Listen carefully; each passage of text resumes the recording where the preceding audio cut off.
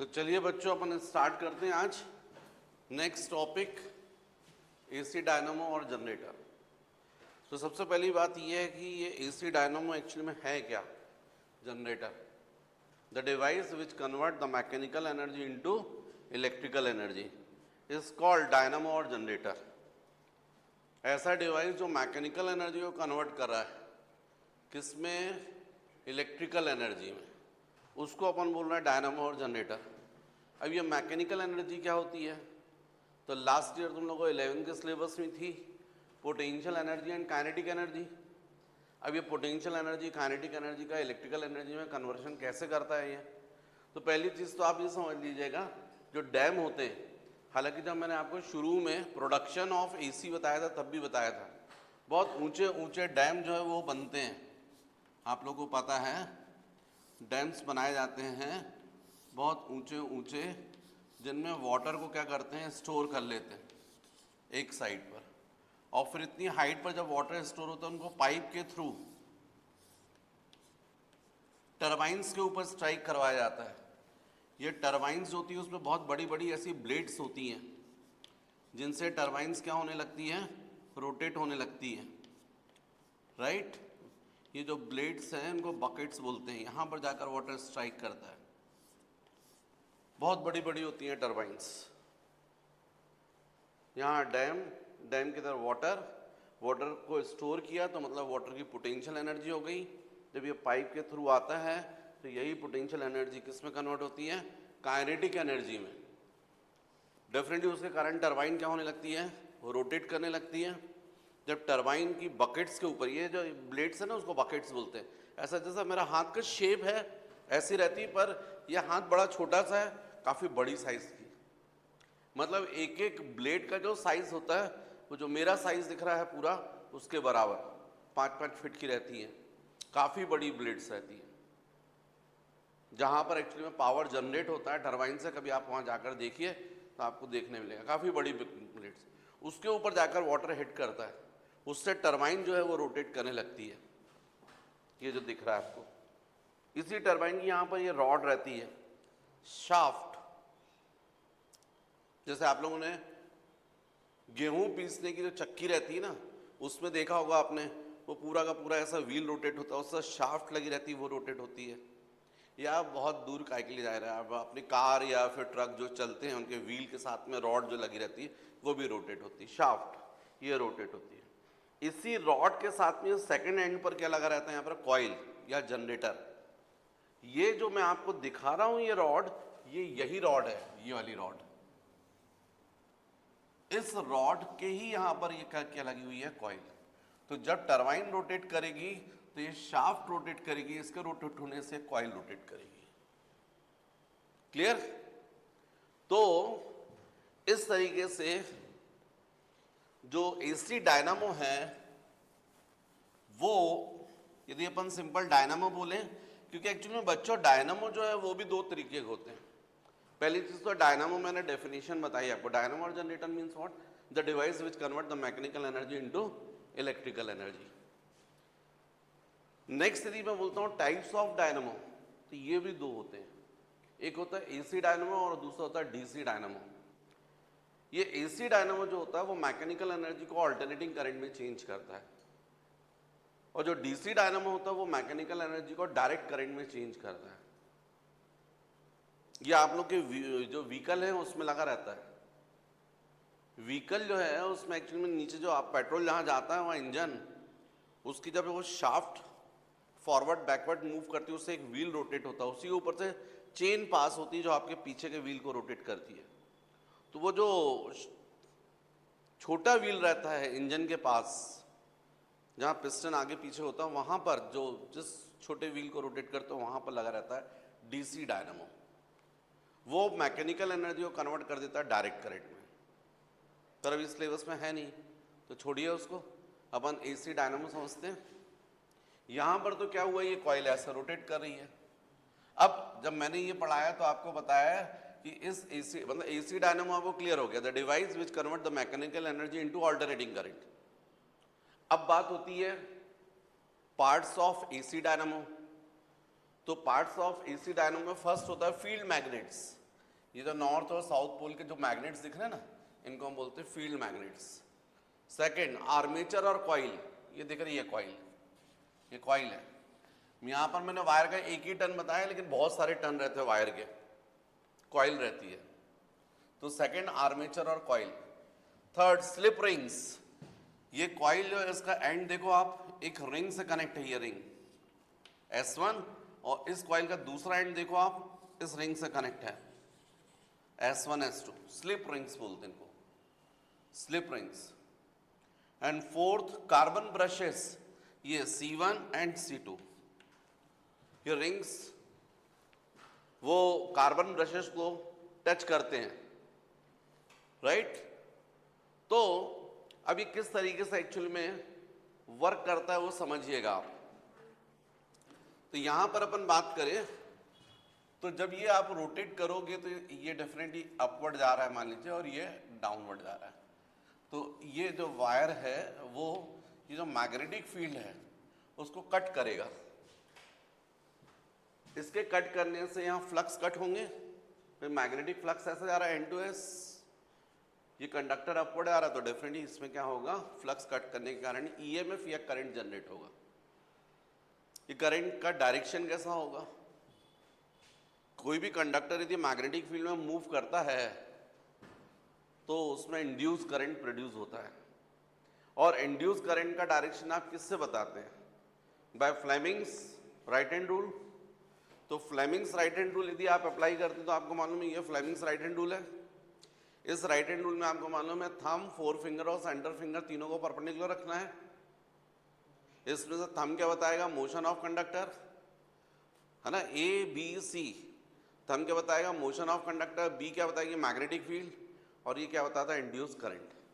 तो आप देखिए यहां पर ये जो था, ये कंडक्टर अपवर्ड आ रहा था, अपन थंब ऊपर रखा, नॉर्थ साउथ और मैग्नेटिक फील्ड ऐसी रखी, तो आपको क्लियर दिख रहा है जो सेंटर फिंगर है वो ऐसी है, इनवर्ट्स। मतलब यदि मैं यहाँ पर नेम दे दूं ABCD,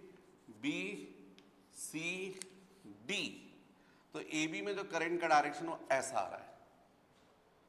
स्वाभाविक है इसमें करंट का डायरेक्शन अपोजिट हो जाएगा, क्योंकि ये डाउनवर्ड जा रहा है, कॉइल ऐसी रोटेट करेगी ना। आप मेरी बात समझ रहे हैं मेरे ख्याल से। यहाँ पर ये यदि मान लीजिए कॉइल है जैसा मैंने बनाया हुआ है, तो जब ये वाला पोर्शन अपवर्ड जाएगा तो ये पोर्शन कहाँ जाएगा, डाउनवर्ड जाएगा। इस डाउनवर्ड वाले में इंड्यूस करंट का डायरेक्शन इसी से निकालोगे आप, फ्लेमिंग्स राइट हैंड रूल से, ABC। तो इसका मोशन किस तरफ हो रहा है, डाउनवर्ड। मैग्नेटिक फील्ड कैसी है, N2S ऐसा। तो देख रहे हैं आप सेंटर फिंगर किस तरफ आ रही है, आपकी तरफ, तो करंट का डायरेक्शन होगा C2D। क्लियर, मतलब सर्किट देखो कंप्लीट हो गया। करंट AB डायरेक्शन में प्रोड्यूस हुआ, फिर BC में जाएगा, फिर यहां से CD में आएगा, फिर यहां से होता हुआ करंट यहां आएगा। अब ये जो है यहां से वायर जो है ये ऐसा होता हुआ अंदर से जा रहा है, इस रिंग पर पहुंच रहा है। ये रिंग जो है इस कॉइल के एक एंड से, आप सिंपल लैंग्वेज में ये समझ लीजिए वेल्ड है, वेल्ड।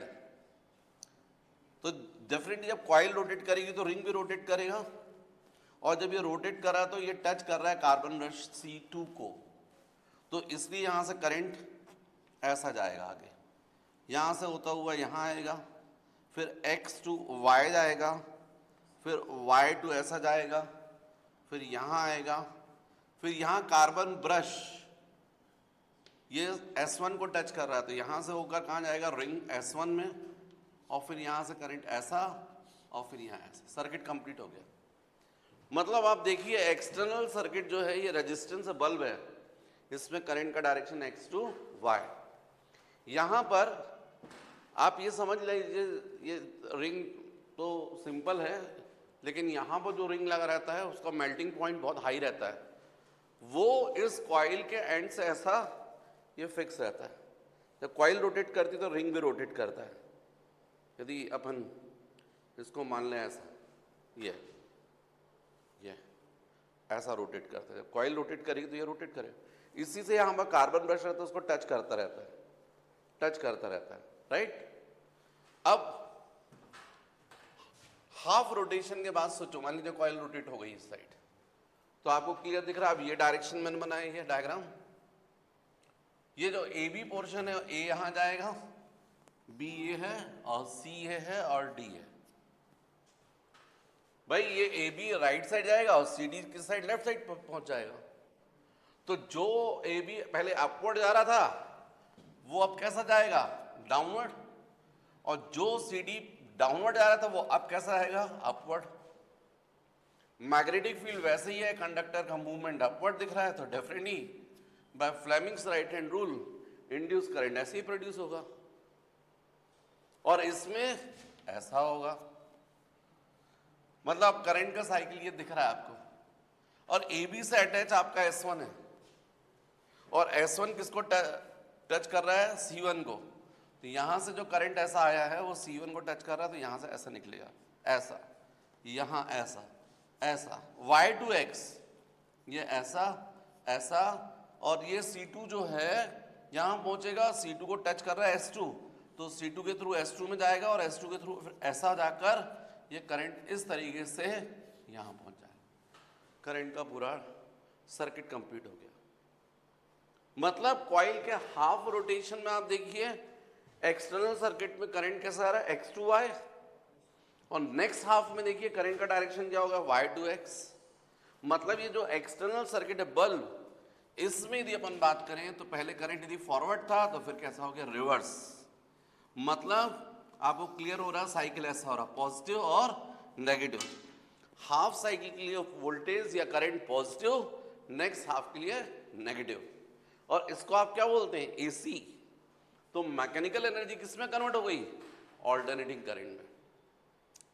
अभी तो मैंने ये ऐसा बताया, ऐसा कंटिन्यूस रोटेट करता रहता है। ये तो जनरेटर जो टरबाइन है कंटिन्यूस रोटेट करती है, उसी पर ये जनरेटर पर कॉइल जो है वो भी रोटेट करती रहती है। इसलिए यहाँ पर कंटिन्यूस एक्सटर्नल सर्किट में करंट जो प्रोड्यूस रहता है, forward backward, forward forward backward. मतलब यहाँ जो बल्ब है उसमें करंट हाफ साइकिल के लिए पॉजिटिव और हाफ साइकिल के लिए नेगेटिव। क्लियर? इस तरीके से हम लोग मैकेनिकल एनर्जी को किस में कन्वर्ट कर लेते हैं, डेफिनेटली ऑल्टरनेटिंग करंट में। क्लियर बच्चों? तो ये हो गया आपका AC डायनामो और AC जनरेटर। मैंने इसमें आपको समझाया है कि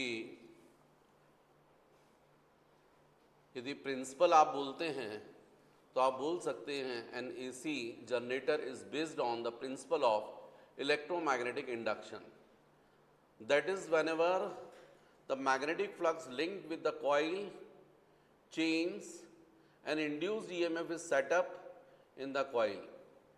It lasts as long as the change in the magnetic flux through the coil continues. The direction of the current induced is given by Fleming's right hand rule. Definitely parts of AC dynamo मैंने बताया आपको, armature है ना, field magnets, armature और coil, slip rings S1 S2 and next carbon brushes, right बच्चों? तो बच्चों जैसा मैंने तुम लोगों को बताया, ट्रांसफार्मर नेक्स्ट टॉपिक अपना ट्रांसफार्मर। तो ये जो ट्रांसफार्मर में है, the device which convert the high voltage into low voltage और low voltage into high voltage. मतलब ट्रांसफार्मर ऐसा डिवाइस है जो हाई वोल्टेज को लो वोल्टेज में कन्वर्ट कर सकता है या लो को हाई में कन्वर्ट कर, वोल्टेज को चेंज करता है। आपसे कॉम्पिटिटिव एग्जाम में भी पूछते हैं, ट्रांसफार्मर केवल और केवल AC में वर्क करता है ऑल्टरनेटिंग करंट के साथ। क्यों करता है? क्योंकि इसका प्रिंसिपल है, ये म्यूचुअल इंडक्शन पर बेस्ड है। म्यूचुअल इंडक्शन में क्या होता है, दो कॉइल होती है, एक प्राइमरी और एक सेकेंडरी। तो जब प्राइमरी में फ्लक्स चेंज करोगे तो सेकेंडरी में भी फ्लक्स चेंज होगा। तो फ्लक्स में चेंज आप कैसे करोगे? AC के थ्रू करोगे। इसीलिए ट्रांसफार्मर को केवल किस में कनेक्ट किया जाता है? AC में, राइट? अब ये किस तरीके से वर्क करता है? तो एक्चुअल में ट्रांसफार्मर के दो डिफरेंट टाइप्स हैं, टाइप्स ऑफ ट्रांसफार्मर।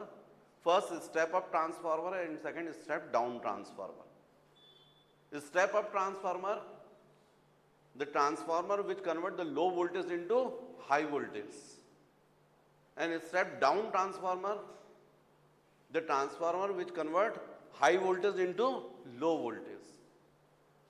जो लो को हाई में बदल देगा वो स्टेप अप, जो हाई वोल्टेज को लो में कन्वर्ट कर देगा, जो हाई वोल्टेज को लो में कर देगा वो स्टेप डाउन। अब अपन दोनों में डिफरेंस समझते हैं। पहले तो अपन ट्रांसफार्मर जो है उसकी थोड़ा थ्योरी समझते हैं, पर एक बात आप समझ लीजिए, ये केवल और केवल किस पर वर्क करता है? Mutual induction. इसका जो प्रिंसिपल है, ये किस प्रिंसिपल पर वर्क करता है? म्यूचुअल इंडक्शन के प्रिंसिपल पर। तो बच्चों इसमें एक्चुअल में इस तरीके से एक फ्रेम होता है, ट्रांसफार्मर में फ्रेम होता है ऐसा। अब ये फ्रेम ऐसा होता है, इसका क्या मतलब है? इसका मतलब ये है, एक्चुअल में इसको बोलते हैं अपन, ये स्ट्रिप्स के फॉर्म में होता है, मेटल स्ट्रिप्स के फॉर्म में होता है। जैसे फॉर एग्जांपल आप लोग की जो कॉपी होती है, ये कॉपी जो है इसका एक पेज यदि आप देखें तो एक पेज जो है काफ़ी पतला है, सिंगल पेज जो है, उसका कुछ रीज़न है इसलिए ऐसा होता है। ये जो कॉपी का सिंगल पेज आप जब देखते हैं तो देखिए काफ़ी पतला है, राइट। लेकिन जब ये कॉपी के सारे पेज मिल जाते हैं तो कॉपी काफ़ी थिक हो गई। तो ऐसा ही ये फ्रेम बना है, एक पतली मेटल स्ट्रिप, फिर अगली एक मेटल स्ट्रिप, फिर अगली एक मेटल स्ट्रिप, सबको कंबाइन कर दिया तो थिक फ्रेम बन गया। सॉलिड फ्रेम नहीं लिखते हैं। सॉलिड फ्रेम ना लेने का कुछ रीज़न है, आपको समझाऊंगा मैं आपको। अब जैसे मान लीजिए एक ही मेटल स्ट्रिप ली है और मान लीजिए ये मेटल स्ट्रिप है पूरी ऐसे शेप में पूरा, लेकिन उसमें से आपने इतना इसको कट कर दिया है, और जैसा ये कट किया है वैसी सारी स्ट्रिप्स हैं और सबको कंबाइन किया है, तो स्वाभाविक जो फ्रेम बनेगा वो आपको ऐसा दिखाई देगा। और ये बीच वाला जो पोर्शन है यहाँ हॉलो रहेगा, यहाँ कुछ नहीं रहेगा। तो आप वायर जो है इसके ऊपर इस तरीके से वाउंड कर सकते हैं। तो ये जो आपको दिख रहा है फ्रेम, इसी में जब बहुत सारी बन जाएंगी तो आपको ऐसा फ्रेम दिखाई देगा, ये इस तरीके से जो मैंने बनाया हुआ है। ये आपको समझ में आ रहा होगा इस तरीके से। ये कई मेटल स्ट्रिप्स को करके किया है, और इसी में यहाँ पर इस तरीके से मैंने जो बताया हुआ है, ये वायर के टर्न है जिनको मैंने बोल दिया प्राइमरी कॉइल, और यहाँ से ऐसा जब आप वायर को इस तरीके से, ये हो जाएगा सेकेंडरी कॉइल। ये ट्रांसफार्मर है। अब किस तरीके से इसकी थ्योरी क्या है आप जरा समझिएगा, क्योंकि जब आप ये जो ट्रांसफार्मर में ये फर्स्ट कॉइल हो गई, ये सेकेंड कॉइल हो गई, ये प्राइमरी कॉइल हो गई, ये सेकेंडरी कॉइल हो गई। जिस वोल्टेज को आपको चेंज करना है उसको अपन बोलेंगे इनपुट वोल्टेज, तो वो यहां पर रहेगा, और इस कॉइल को अपन बोलेंगे प्राइमरी कॉइल। बदला हुआ वोल्टेज यहां मिलेगा तो अपन इसको सेकेंडरी कॉइल है उसमें मिल रहा है आउटपुट वोल्टेज, राइट। यहां एसी तो यहां भी एसी मिलेगी। यहां पर जब करंट जाएगा एसी फॉरवर्ड बैकवर्ड तो फ्लक्स में चेंज होगा, और वही फ्लक्स इससे कनेक्ट होंगे फॉरवर्ड बैकवर्ड, तो यहां भी एसी मिलेगी। यहां पर यदि मान लीजिए लो वोल्टेज की एसी है तो यहां मिलेगी हाई वोल्टेज की, या हाई वोल्टेज की एसी है तो लो वोल्टेज की मिलेगी। लेकिन ये कैसे मिलेगी तो थोड़ा समझिएगा। आपको मालूम है, आपने देखा है सेल्फ इंडक्शन में जो आपका इंड्यूस्ड ईएमएफ का फॉर्मूला था, E इज इक्वल टू था -n into d∅dt। What is the EMF, induced EMF? What is the number of turns in a coil? And what is d∅dt, rate of change of magnetic flux? अब यदि अपन primary coil के लिए बोलेंगे तो P कर दिया अपन ने। EP voltage in primary, NP number of turns in primary, और d∅dt rate of change of flux पर सेकेंड जो फ्लक्स चेंज, और वही को वही तो पूरा इसमें कनेक्ट हो रहा है। इसलिए यहां पर P और S नहीं लिख रहे हैं, क्योंकि जो यहां रहेगा वहीं पूरा लॉस नहीं होने देते अपन मैग्नेटिक फ्लक्स का। इसलिए प्राइमरी के लिए अपन ने बोला EP, तो सेकेंडरी के लिए अपन बोलेंगे ES। What is ES? Voltage in secondary. What is NS? Number of turns in secondary. And d phi by D t rate of change of magnetic flux in secondary. ये आपने फॉर्मूले देखे हैं। अब इन्हीं में अपन इक्वेशन 2 को यदि डिवाइड कर दे 1 से तो E S upon E P is equal to, यहां पर आ जाएगा बच्चों N S upon N P into D phi by D T. D phi by D T cancel, तो E S upon E P is equal to N S upon N P. क्योंकि मैं जो formula generate कर रहा हूँ उसके basis पर आपको पढ़ना बहुत आसान हो जाएगा। बस आप एक बार समझ लीजिए पहले, फिर देखिए आपको कितना आसान होता है। तो E S upon E P is equal to N S upon N P. Suppose this is equation number 3। अब बच्चों ट्रांसफार्मर जब रहता है तो अपन पावर लॉस नहीं होने देते हैं। जितना पावर प्राइमरी में उतना पावर सेकेंडरी में होना चाहिए। तो पावर यदि सेम है तो पावर का फॉर्मूला क्या है, V इंटू आई, वोल्टेज इंटू करंट। अब यहाँ V से ना करके अपन E से डिनोट कर रहे हैं, तो ठीक है। तो ये हो जाएगा EP voltage in primary into current in primary, ES voltage in secondary और IS करंट इन सेकेंडरी। यदि इसी को अपन क्रॉस मल्टीप्लाई कर दें तो ES upon EP is equal to हो जाएगा IP अपॉन IS, या इसी को अपन ऐसा लिखते हैं ES upon EP is equal to IP upon IS। Suppose equation number 4। अब आप 3 को देखिए और 4 को देखिए। 3 में भी ES अपॉन EP है, उसकी वैल्यू इतनी आई है। 4 में देखिए ES अपॉन EP की वैल्यू IP अपॉन IS आई है। यदि दोनों की अपन ने कंबाइंड लिख दे तो अपन लिख सकते हैं ES upon EP is equal to NS upon NP is equal to IP upon IS is equal to होता है बच्चों R:1। यहाँ R जो है उसको अपन बोलते हैं ट्रांसफार्मर रेशो। ये R जो है उसको हम लोग बोलते हैं transformer ratio, transformer ratio, right.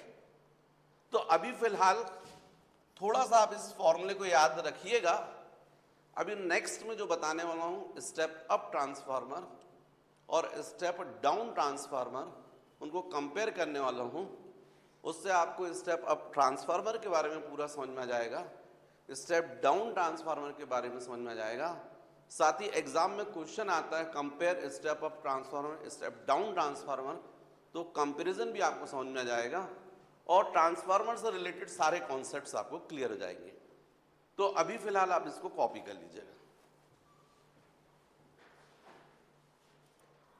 तो बच्चों ये फॉर्मूला जो था वो अपन ने डिराइव किया था, ES upon EP is equal to NS upon NP is equal to IP upon IS is equal to R:1।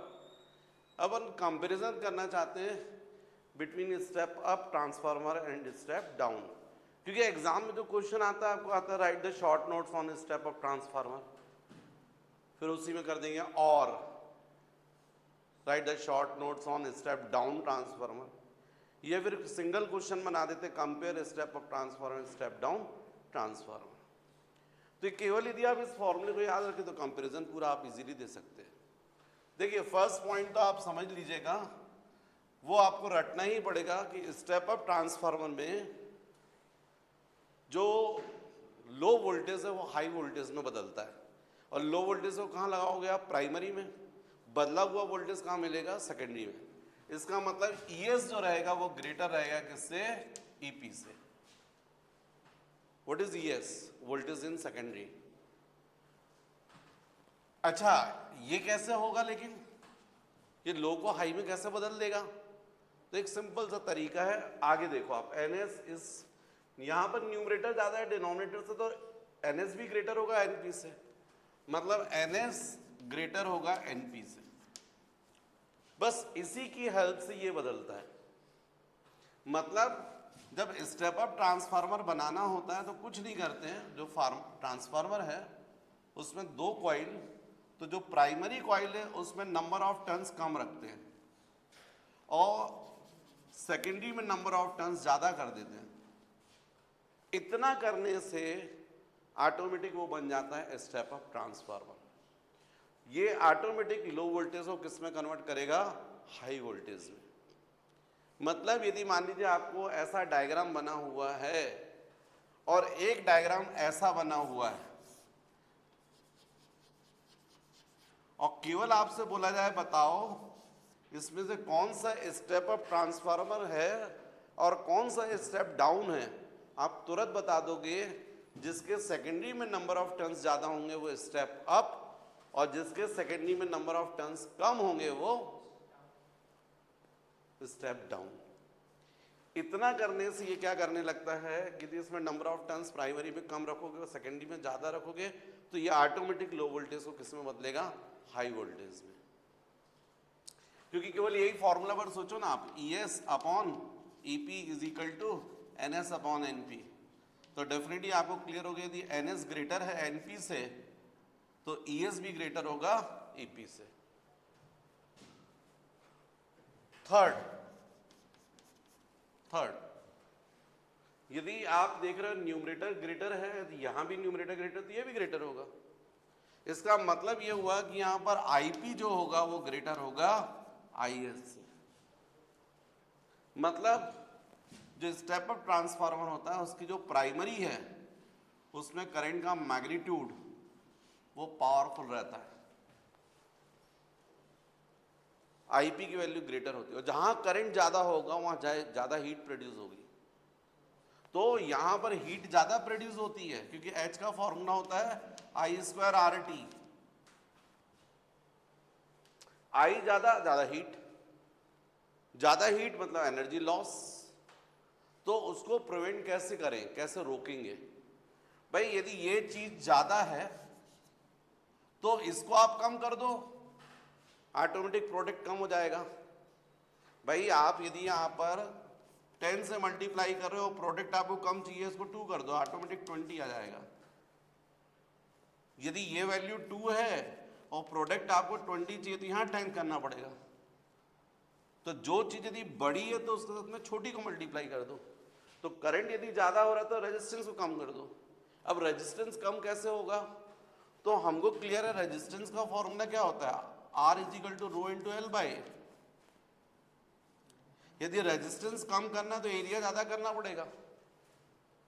मतलब जो प्राइमरी कॉइल है उसके वायर कैसे यूज किए जाते हैं, थिक, ये क्वेश्चन बनता है। तो इसमें जो प्राइमरी कॉइल है उसके वायर कैसे होते हैं, कैसे वायर यूज किए जाते हैं, थिक वायर। कैसे वायर यूज किए जाते हैं, थिक वायर यूज किए जाते हैं। और सेकेंडरी कैसे वायर यूज किए जाते हैं, थिन वायर, पतले वायर यूज किए जाते हैं। आप वैसे भी मेमोरी में रखने के लिए, वैसे उसका रीजन ये है कि थिक वायर इसलिए रखे जाते हैं ताकि रेजिस्टेंस कम हो जाए, रेजिस्टेंस कम होने से हीट लॉस कम हो जाए। पर मेमोरी में कोई डायरेक्ट, तो एग्जाम में तो क्वेश्चन बनते ही हैं ऑब्जेक्टिव टाइप, तो डायरेक्ट कैसे याद रखें। तो आपको मालूम है यहाँ पर ट्रांसफार्मर है, इसमें नंबर ऑफ टर्न्स ज़्यादा होना चाहिए तभी स्टेप अप बनेगा, तो NS ज़्यादा होगा। अब ज़्यादा वायर यदि आपको चाहिए तो कब होंगे, जब पतले पतले वायर होंगे। पतले वायर ज़्यादा लपेट सकते हो ना आप। तो यहाँ पर ये जो वायर है वो कैसे थिन है और इसमें कम वायर लपेटना है आपको, कॉइल के कम टर्न है तो थिक वायर यूज करते हैं, ऐसे याद रख सकते हो। फिफ्थ हालांकि उसका रीजन जो है वो रेजिस्टेंस से रिलेटेड, हीट लॉस से रिलेटेड है, मैंने समझाया आपको। अब जब सबका न्यूमरेटर ज्यादा है तो R भी ज्यादा होगा, मतलब R ग्रेटर होगा किससे, 1 से। ट्रांसफार्मर रेशियो की वैल्यू ज्यादा होती है स्टेप अप ट्रांसफार्मर में। मतलब 2 ट्रांसफार्मर है, उसमें एक के ट्रांसफार्मर रेशियो की वैल्यू 5 है और एक की 1/2 है। आप सुन के बता दोगे 5 का मतलब है स्टेप अप और 1/2 का मतलब स्टेप डाउन। तो जो मैंने आपको यहां बताया कि इसके ठीक अपोजिट यहां पॉइंट्स बन जाएंगे। मतलब जो स्टेप डाउन ट्रांसफार्मर है उसके लिए फर्स्ट पॉइंट क्या बोलोगे, ES कैसा होगा, लेस देन EP। मतलब ये क्या करेगा, जो हाई वोल्टेज है उसको किस में बदल देगा, लो वोल्टेज में। सेकंड पॉइंट यदि बोलोगे तो NS कैसा होगा इसमें, लेस देन NP। प्राइमरी में नंबर ऑफ टर्न्स ज्यादा होंगे और सेकेंडरी में नंबर ऑफ टर्न्स कम होंगे। थर्ड पॉइंट यदि बोलोगे तो IP जो रहेगा वो लेस रहेगा किससे, IS से, अपोजिट जस्ट। फोर्थ यदि आप बात करोगे तो इसमें जो प्राइमरी के वायर्स रहते हैं वो कैसे रहते हैं, थिन वायर रहते हैं, और सेकेंडरी के वायर कैसे यूज करते हैं, थिक होते हैं। फिफ्थ यदि आप बात करोगे तो आर लेस होता है 1 से, राइट। तो ये हो गया एक स्टेप अप और दूसरा हो गया स्टेप डाउन। जल्दी से कॉपी कर लीजिएगा।